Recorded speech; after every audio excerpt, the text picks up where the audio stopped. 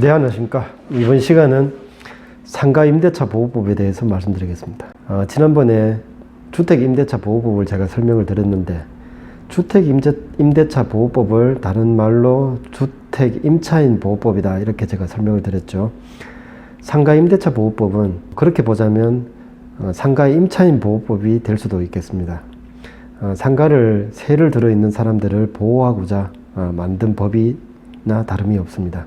주택을 임차하는 것처럼 상가를 임차하는 임차인은 약자로 보는 것입니다. 임대를 하는 건물 주인은 그 사람들보다는 조금 여유가 있고 법에 제재를 가해도 된다고 생각을 하고 만든 법인 것 같습니다. 조금 이렇게 합리적으로 서로 간에 이렇게 맞춰지는 그런 게 조금 있으면 좋은데, 상가임대차 보호법은 최근에 아주 심하게 강화가 된 면이 있습니다.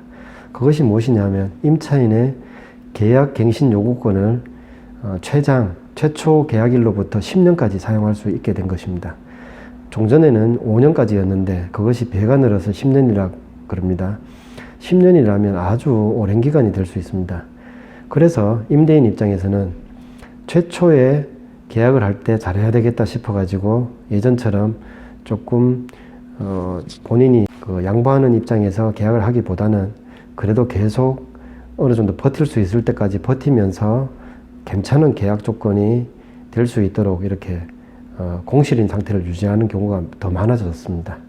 이렇게 이제 법을 이렇게 바꾸는 거에 따라서 여러 가지 상황이 달라지는 것 같습니다.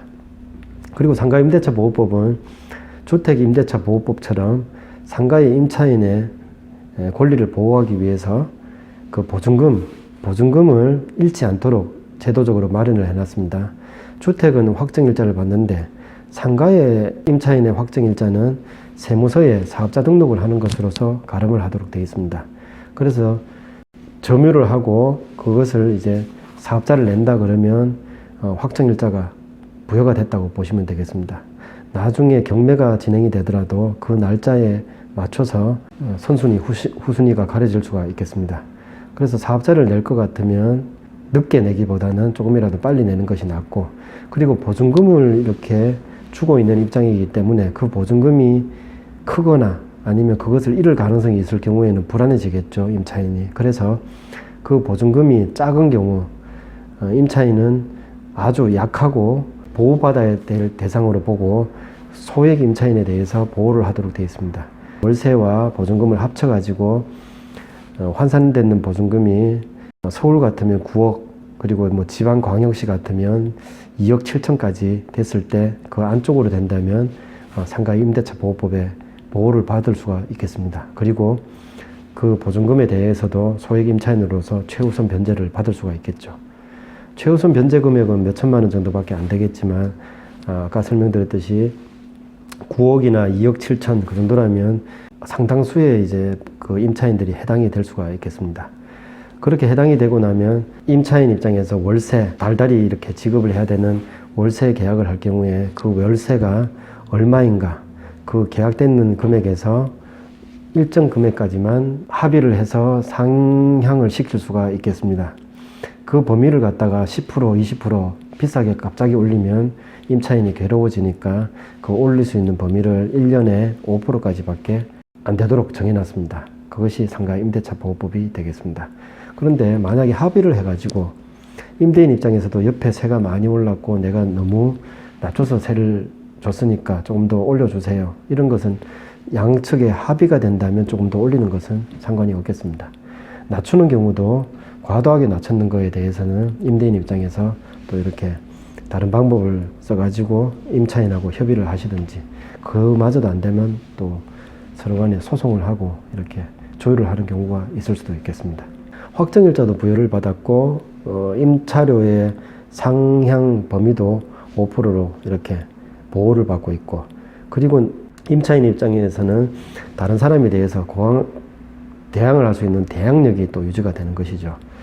대항력을 인정을 해주는데, 그렇게 점유를 하고 확정일자를 받고 그렇게 있는 것으로서 대항력이 유지가 되는데, 이 대항력이 나중에 보증금을 못 받았다 그러면 역시 이제 임차권 등기 명령을 신청을 할 수 있도록 그렇게 제도적으로 해놨습니다.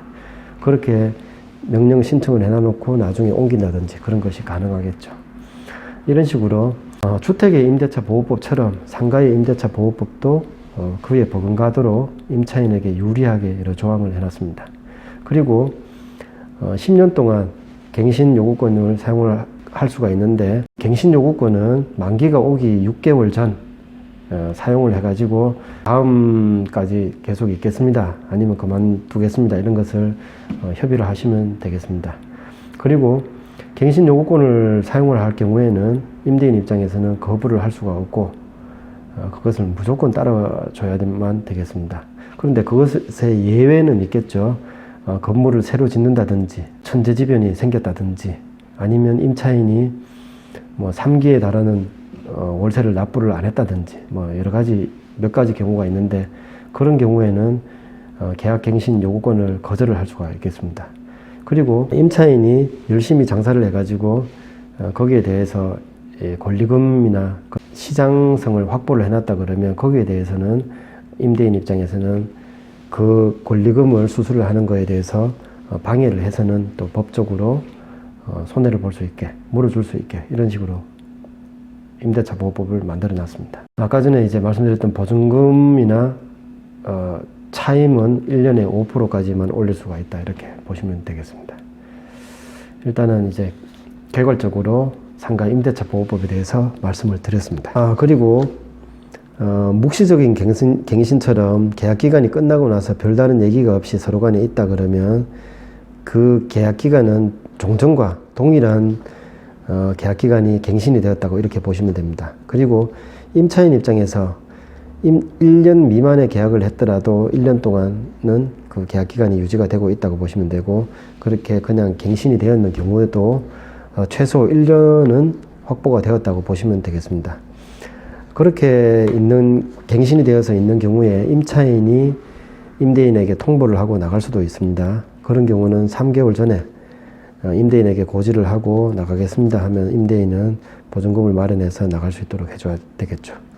이런 모든 것이 임차인에게 상당히 유리하게 되어 있습니다. 그리고 지금 아직까지도 이제 바뀌었는 법이 10년의 그 계약갱신 요구권을 사용을 할 수 있는 그 법이 1, 2년 전에 생겼기 때문에 아직까지 계약의 만기가 오지 않았는 그 임대차 계약이 꽤 있을 수 있습니다. 그것이 오고 나서 그러면 어떻게 그 10년의 계약갱신 요구권을 적용을 할 것인가, 이런 것이 많이 얘기가 되고 있는데, 최초 계약으로부터, 그러니까 2018년도 이전에 계약이 됐더라도 그때부터 해가지고 최종 만기가 되는 날까지가 10년이 되면 계약갱신 요구권을 다 사용할 수 있는 것이 되겠습니다.